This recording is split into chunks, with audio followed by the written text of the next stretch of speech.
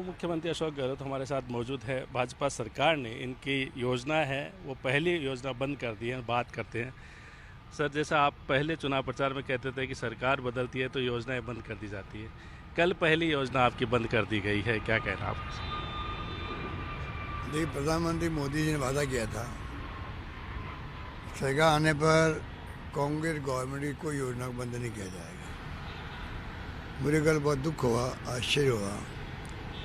PM ने जब वादा किया और प्रधानमंत्री नरेंद्र मोदी की गारंटी है, एक गारंटी शब्द बार बार काम लिया गया, तो गारंटी की धज्जियां उड़ गई है। पहले जो बेचारे 5,000 राजीव गांधी युवा मित्र लगे हुए थे, जिन्होंने शानदार काम किया, स्कीमों को लेके घर घर पहुँचे, स्कीमों को मॉनिटरिंग करी, गाइड किया लोगों को जो लाभ नहीं ले पा रहे थे उनको गाइड भी किया, अच्छा काम कर रहे थे।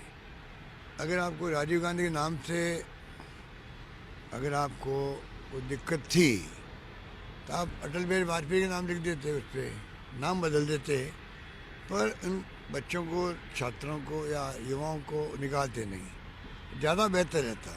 5,000 नौजवान कहाँ जाएंगे जो अच्छा काम कर रहे थे।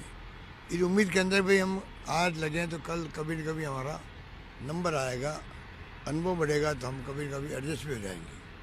जैसे हमने संविदा कर्मियों को नियम बना करके हमने उनको तय किया है कि कॉन्ट्रैक्ट वालों को सबको हम लोग पक्का करेंगे, बड़ा निर्णय है। हमने जो ठेका प्रथम लगे हुए थे अस्पतालों में, जो फरार हैं, महिलाएं हैं, पुरुष हैं, या और जगह लाखों लोग ठेका प्रथम होता, हमने कहा ठेका प्रथा ख़त्म। और रेस्को बनी थी कंपनी पूर्व सैनिकों की, उसी ढंग से कंपनी बना करके इन ठेका प्रथा वालों को हम लोग सरकारी कंपनी के माध्यम लगाएंगे, अच्छी सैलरी मिल सके उनको। ये तमाम हमने बड़े बड़े कदम उठाए थे। अब अगर ये शुरुआत इन्होंने कर दी है कल राजीव गांधी युवा मित्रों को निकालने की, तो इसका मतलब कल हमारे जो संविदा कर्मियों के लिए फैसले किए हैं उसका क्या होगा? जो ठेका प्रथम लगे हुए हैं उनका भविष्य का क्या होगा? कल सब लोग चिंतित हो गए। इसलिए मैंने मुख्यमंत्री महोदय से कहा कि आप स्पष्टीकरण करो कि आपकी मंशा क्या है हमारी योजनाओं के बारे में। तो कल स्पष्टीकरण किया भी था, तो वो स्पष्टीकरण पूरा नहीं है।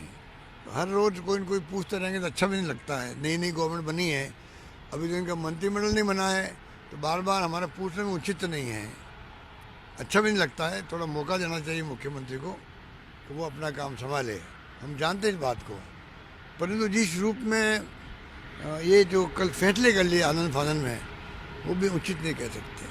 चिरंजीव योजना को लेकर भी लोगों में भी असमंजस है। हालांकि आपने जब ट्वीट किया उसके बाद मुख्यमंत्री ने स्पष्ट किया था योजना बंद नहीं होगी, लेकिन जो माहौल है, जो कहा जा रहा है, आपने कहा था कि इस तरह की चर्चा है कि इस योजना को लेकर भी अब सवाल उठ रहे हैं कि कहीं इसको बंद ना कर दिया जाए।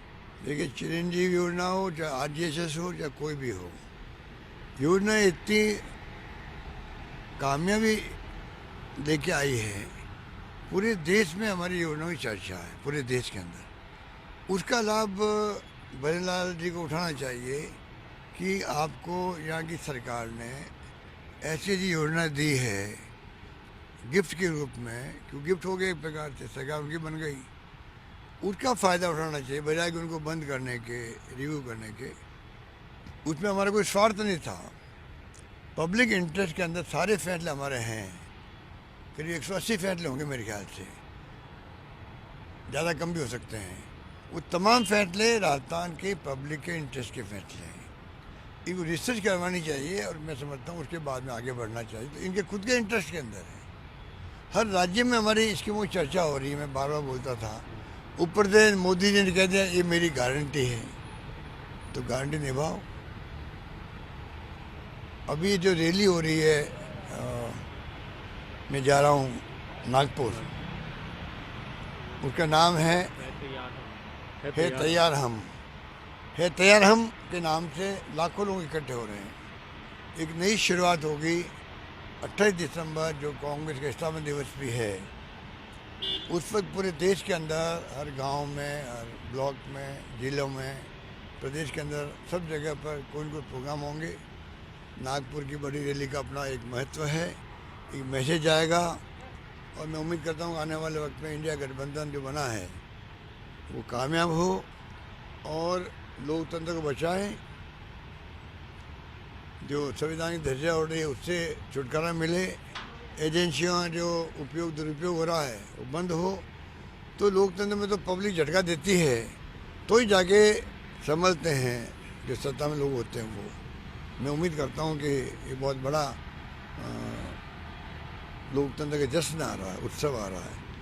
उसको जनता को चाहिए कि इनको सबक सिखाए जो अहम घमंड में इतना आगे बढ़ गए हैं कि जैसे कोई राम मंदिर इनका कोई पर्सनल प्रॉपर्टी हो, बन रही हो, ऐसा बिहेव कर रहे हैं। राम मंदिर तो पूरे हिंदुस्तान का है, सुप्रीम कोर्ट के आदेश से फैसला हुआ था, उसमें पूरा देश भागीदार है, पूरे देश के हिंदू भागीदार है, पूरा देशवासी हिंदू मुस्लिम कोई भी हो सबने स्वीकार किया इसको। हिंदू मुस्लिम सिख ईसाई फारसी जैन सबने फैसले को स्वीकार किया है, तब जाके मंदिर बन पाया है। अब उस पर आप ऐसा कब्जा किए बैठे हो, उसका आधार बना के आप चुनाव में जा रहे हो, असेंबली में उसको सनातन धर्म को जरा मानते ही नहीं हो उस प्रकार बिहेव किया। आपने राम मंदिर को खूब पहले ही प्रचार करना शुरू कर दिया है। ऐसा माहौल बनाया जा रहा था कि इनका पर्सनल एजेंडा है या पर्सनल प्रोग्राम है, जबकि ये पब्लिक का प्रोग्राम होना चाहिए। ये इस प्रकार से आप क्या देना चाहते हो मैसेज, ये उचित नहीं है। मैं समझता हूँ कि पब्लिक को भी समझना पड़ेगा, निमाना बाद में भुगतेगी। पब्लिक को वो तकलीफ होगी आने वाले वक्त में, किसी भी परिवार को किसी व्यक्ति को सोच नहीं सकता। तो कहा जाता है बीजेपी तो राम मंदिर के आधार पर चुनाव लड़ेगी लोकसभा का, लेकिन कांग्रेस गठबंधन करके आगे बढ़ रही है। आपको भी एक महत्वपूर्ण जिम्मेदारी दी गई है अलायंस करने की, मीटिंग भी आपने करी, उस दिशा में कुछ आगे बढ़ रहे हैं सर? देखिए 3 दिन पहले एक मीटिंग तो हो चुकी है हमारी, अब हम जा रहे हैं नागपुर।